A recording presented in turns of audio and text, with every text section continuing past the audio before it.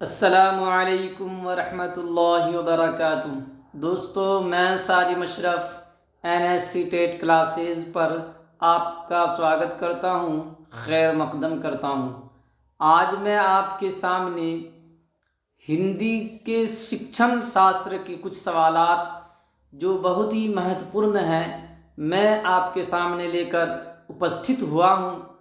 आप इन सवालात को सही ढंग से समझकर इसको हल करने की कोशिश कीजिए। चलिए, बग़ैर किसी विलंब के हम अपने इस सत्र की शुरुआत करते हैं। चलिए, सबसे पहला हमारे सामने सवाल है, अध्यापक द्वारा आयोजित किसी गतिविधि में संलग्न बच्चों के साथ अंतःक्रिया संदर्भानुसार भाषा और संप्रेषण विकसित करने में सहायता करती है।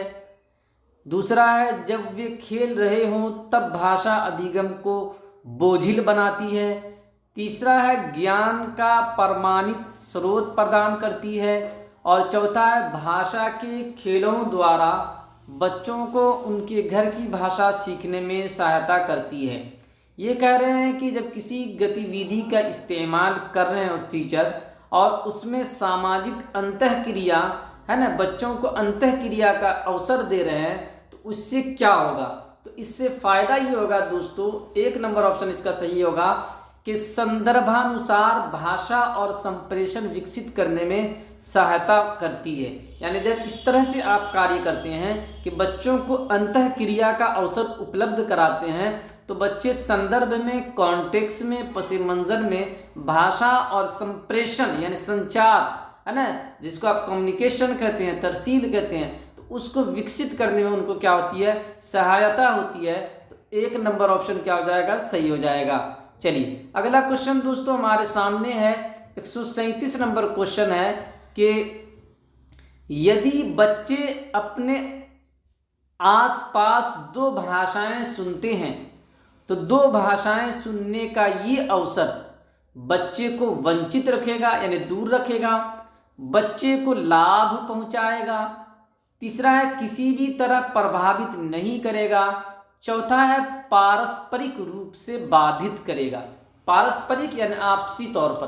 तो दोस्तों, जब बच्चे आसपास दो भाषाएं सुनते हैं तो ये दो भाषाओं को सुनने का अवसर क्या करेगा? बच्चे को लाभ पहुंचाएगा। क्या करेगा? लाभ पहुंचाएगा। यानी 2 नंबर जो ऑप्शन है दोस्तों आपका क्या हो जाएगा? सही हो जाएगा कि बच्चे के दो भाषाओं को सुनने का जो अवसर है वो उसको क्या करेगा? फायदा पहुंचाएगा। चलिए, 138 नंबर क्वेश्चन दोस्तों हमारे सामने है कि निम्नलिखित में से बच्चों के भाषा विकास का सबसे अधिक महत्वपूर्ण पहलू है। सबसे महत्वपूर्ण पहलू क्या है? उस भाषा का अवसर मिलना, है ना, जिस बच्चे को जो भाषा सिखा रहे हैं उसका बच्चे को अवसर मिले बोलने का, पढ़ने का, सुनने का, लिखने का। दूसरा, उस भाषा में प्रयोग एवं अभ्यास करना। तीसरा है, त्रुटियों में सुधार करना। और चौथा है, वयस्कों की नकल करना। तो बेहतर ये होगा कि उस भाषा का अवसर मिलना भाषा विकास को सबसे अधिक भाषा विकास के लिए सबसे अधिक महत्वपूर्ण है। तो एक नंबर ऑप्शन जो क्या हो जाएगा? सही हो जाएगा। 139 नंबर क्वेश्चन है दोस्तों हमारे सामने कि लिखना सीखने में कीरम कांटे एक महत्वपूर्ण चरण है, क्योंकि बच्चे प्रयास करते हैं। कीरम कांटे जिसको स्क्रिबलिंग कहते हैं, है ना, जिसमें बच्चे क्या करते हैं कि आड़ी तिरछी लकीरें बनाकर लिखने की शुरुआत करते हैं ना। छोटे छोटे बच्चे उल्टी सीधी जो है लकीरें खींचकर लिखने की शुरुआत करते हैं, उसको हम कहते हैं कीरम कांटे या स्क्रिबलिंग। तो यहाँ कह रहा है कि लिखना सीखने में कीरम कांटे या स्क्रिबलिंग एक महत्वपूर्ण चरण है, क्योंकि बच्चे प्रयास करते हैं। जिस दिन से उन्होंने पेन या पेंसिल पकड़ी उस दिन से शब्द एवं अक्षर लिखने का। दूसरा है, अपने लिए चिन्हों से अर्थ निकालने का। तीसरा है, पढ़ने लिखने एवं संख्या ज्ञान में कुछ समय बिताने का, और चौथा है वयस्कों की नकल करने का। तो बच्चा जो है वो अपने लिए चिन्हों से अर्थ निकालने का क्या करता है, कोशिश करता है। क्या करता है, उल्टे सीधे जो तस्वीरें बनाता है, चित्र बनाता है, वो उससे अर्थ निकालने की क्या करता है, कोशिश करता है। तो अपने लिए चिन्हों से अर्थ निकालने का एक प्रयास करता है, तो ये सही हो जाएगा। 140 नंबर क्वेश्चन है दोस्तों हमारे सामने कि निम्नलिखित में से कौन सा कथन सही है। कौन सा कथन क्या है, सही है, यह आपको बताना है कि कौन सा कथन क्या है, सही है। लिखाई और लेखन एक समान है, लिखाई और लेखन जो है वो क्या है, एक तरह यकसा है, एक तरह का। दूसरा है लेखन विचारों की अभिव्यक्ति है ना। जो लेखन होता है, जो आपके विचार है उसको व्यक्त करने का एक माध्यम है। तीसरा है दोस्तों कि लिखाई का तात्पर्य कागज पर शब्द लिखना है, और चौथा है लिखना एक उत्पाद है ना। तो सीटेट का जो ऑफिशियल आंसर की है उसके हिसाब से लेखन विचारों की अभिव्यक्ति है ना। लेखन के जरिए जो आपके विचार हैं वो क्या होते हैं, आपके व्यक्त होते हैं। तो 2 नंबर ऑप्शन क्या हो जाएगा, आपका सही हो जाएगा। चलिए 41 नंबर क्वेश्चन है दोस्तों हमारे सामने कि हाथ व आंख का समन्वय किस कौशल के विकास को बढ़ावा देगा, है ना। जब आपके हाथ और आंख में समन्वय हो, तालमेल हो, है ना, तो इससे किस विकास का डेवलपमेंट होगा, किस कौन से कौशल का विकास होगा या डेवलपमेंट होगा, है ना। जब आपके हाथ और आंख में समन्वय हो तो इससे जो है कौन से कौशल में आपके विकास होगा, कौन सा कौशल जो आपका विकसित होगा, ये कह रहे हैं। सुनना, बोलना, हस्तलेखन, पढ़ना। तो कौन सा विकास जो आपका क्या होगा, कौन सा कौशल आपका विकसित होगा। तो दोस्तों 41 नंबर जो क्वेश्चन है इसका 3 नंबर ऑप्शन जो है हस्तलेखन, ये क्या होगा, आपका विकसित हो जाएगा। क्या हो जाएगा, हस्तलेखन विकसित हो जाएगा। 142 नंबर क्वेश्चन है दोस्तों कि बुनियादी स्तर यानी प्राथमिक स्तर, प्राइमरी लेवल, है ना। तो बुनियादी स्तर पर शिक्षार्थियों को विद्यालय में उनके घर की भाषा में पढ़ाना चाहिए, क्योंकि ये उनकी शिक्षण अधिगम प्रक्रिया में सहभागिता को बढ़ाएगा, यानी उसके शामिल होने को ज़्यादा मोटिवेट करेगा। दूसरा है कि विद्यालयी भाषा सीखना कम महत्व रखता है, इसलिए उसको मातृभाषा में हम सिखाएंगे। तीसरा है ये विद्यालयी भाषा में नए ज्ञान को संप्रेषित करती है या कम्युनिकेट करती है। और चौथा है दोस्तों ये कक्षा में चुप्पी को बढ़ावा देती है। तो 142 नंबर जो क्वेश्चन है जो ये कह रहा है कि शिक्षार्थियों को विद्यालय में उनके घर की भाषा में पढ़ाना चाहिए, इसका जो सही उत्तर हो जाएगा वो ये होगा कि ये उनकी शिक्षण अधिगम प्रक्रिया में सहभागिता को बढ़ावा देता है, इसलिए क्या करेंगे हम उसको मातृभाषा में शिक्षण अधिगम प्रक्रिया प्रारंभ करेंगे। 1 नंबर ऑप्शन क्या हो जाएगा, सही हो जाएगा। 143 नंबर क्वेश्चन है दोस्तों कि विद्यालय के शुरुआती दिनों में शिक्षार्थियों के घर की भाषा का उपयोग करना, है ना। बच्चे जब विद्यालय में आते हैं तो शुरुआत में आप क्या कहते हैं, प्रारंभ में, कि उनकी घर की भाषा का यानी उनकी मातृभाषा का प्रयोग करते हैं। तो ये क्या करता है, शिक्षकों पर बोझ बढ़ाता है। दूसरा है सभी के लिए अधिक प्राकृतिक एवं तनाव भरा है। तीसरा है हमेशा अधिगम उद्देश्यों में सुधार को बढ़ावा देता है। और चौथा है घर से विद्यालय में सहज परागमन को समुन्नत करता है। तो दोस्तों 143 नंबर का जो है 4 नंबर जो है ऑप्शन वो सही हो जाएगा कि घर से विद्यालय में सहज परागमन को समुन्नत करता है, क्या करता है, शामिल करता है। इससे ये होता है कि बच्चे को घर के जैसा माहौल मिलता है, स्वाभाविक माहौल मिलता है, तो बच्चे क्या करते हैं कि आसानी के साथ सीखने की प्रक्रिया में लगे रहते हैं। चलिए 144 नंबर क्वेश्चन है दोस्तों कि योगात्मक आकलन का मुख्य उद्देश्य क्या है। योगात्मक मूल्यांकन जो है उसका मुख्य उद्देश्य क्या होता है ना। योगात्मक मूल्यांकन जिसको फॉर्मेटिव इवैल्यूएशन कहते हैं या सबमेटिव इवैल्यूएशन कहते हैं, जो किसी कोर्स या किसी सीमित फिक्स समय के बाद आप लेते हैं। योगात्मक आकलन का मुख्य उद्देश्य क्या है? उपलब्धि में सुधार करना। दूसरा है एक इकाई के अध्ययन की शुरुआत में विद्यार्थी की समझ पर तथ्य या आंकड़े एकत्रित करना। तीसरा है शिक्षण एवं विद्यार्थियों के अधिगम में सुधार हेतु विद्यार्थियों की समझ के वर्तमान स्तर का मूल्यांकन करना। और चौथा है कि उपलब्धि का मापन करना एवं गुणवत्ता स्थापित करना। तो योगात्मक मूल्यांकन जो होता है दोस्तों, उसका उद्देश्य ये होता है कि उपलब्धि का मापन करना कि बच्चों की जो उपलब्धि क्या है और उनकी गुणवत्ता का स्तर क्या है ना।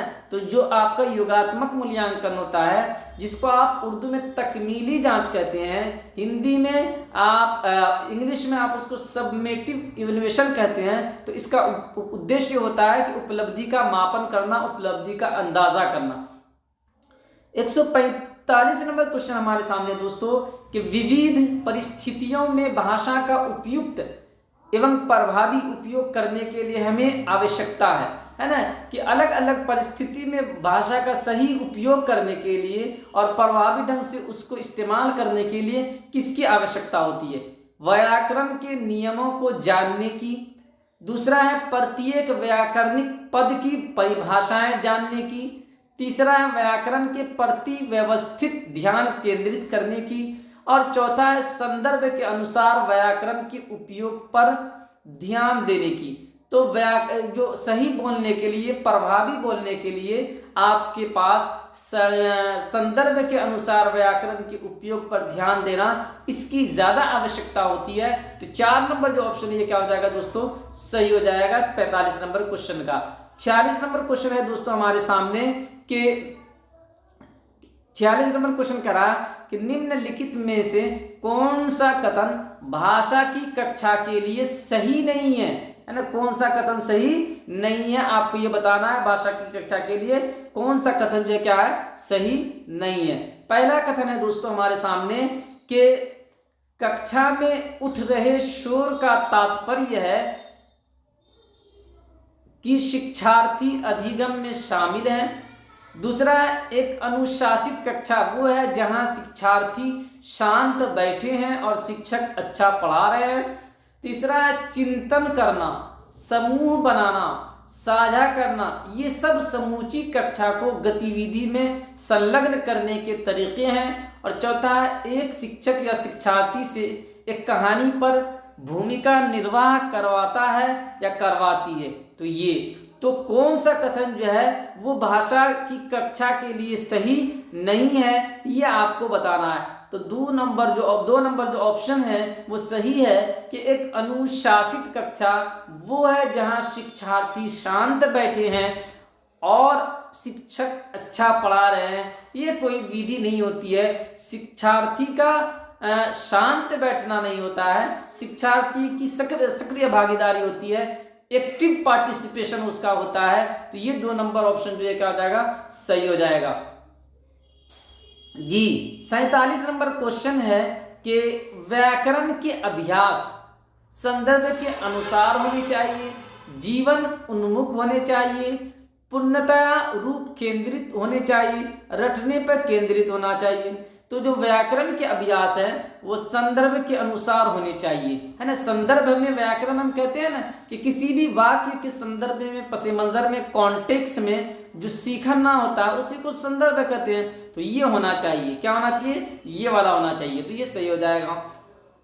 147 नंबर क्वेश्चन हो गया। 148 नंबर क्वेश्चन है दोस्तों हमारे सामने कि निम्नलिखित में से कौन सा एक नोम चॉम्स्की द्वारा सुझाया गया है। नोम चॉम्स्की एक बहुत प्रसिद्ध जो है मनोवैज्ञानिक है, जिनकी आप भाषा विकास के बारे में पढ़ते हैं। तो निम्न में से जो 4 कथन है, कौन सा कथन नोम चॉम्स्की के द्वारा कहा गया। पहला कथन है कि जब बच्चा जन्म लेता है तब उसमें भाषा की बुनियादी योग्यताएं नहीं होती है। दूसरा है बच्चे जिस संस्कृति में जन्म लेते हैं उसके अनुसार वे विभिन्न तरीके से एवं विभिन्न गति से भाषा सीखते हैं। तीसरा है भाषा अर्जित करने की नैसर्गिक मानवीय योग्यता होती है। और चौथा, बच्चे सकारात्मक पुनर्बलन के उत्पाद के रूप में भाषा सीखते हैं। तो नोम चॉम्स्की का कहना है कि भाषा अर्जित करने की नैसर्गिक मानवीय योग्यता, नैसर्गिक का मतलब है जन्मजात, तो जन्मजात मानवीय योग्यता बच्चों के अंदर उपस्थित होती है, मौजूद होती है, जिसके माध्यम से बच्चे भाषा सीखते हैं। तो ये कथन क्या हो जाएगा, ये बात सही हो जाएगी। 149 नंबर क्वेश्चन दोस्तों हमारे सामने है कि आगमनात्मक विधि प्रारंभ होती है। आगमनात्मक विधि का मतलब हुआ इंडक्टिव मेथड, इंडक्टिव मेथड, जिसको आप उर्दू में कहते हैं इस्तिक़राई तरीका। तो इस्तिक़राई तरीका जो, इसकी शुरुआत कैसे होती है, भारी सामग्री से हल्की सामग्री की तरफ, जटिल से विभिन्न की तरफ, परिचित से अपरिचित की तरफ, अमूर्त से मूर्त की तरफ। तो जो आगमन विधि होती है वो परिचित से अपरिचित की तरफ होती है ना, मालूम से नामालूम की तरफ होती है, नोन से अननोन की तरफ होती है। तो आगमन विधि जो है, आगमनात्मक विधि जो है वो प्रारंभ होती है परिचित से अपरिचित की तरफ।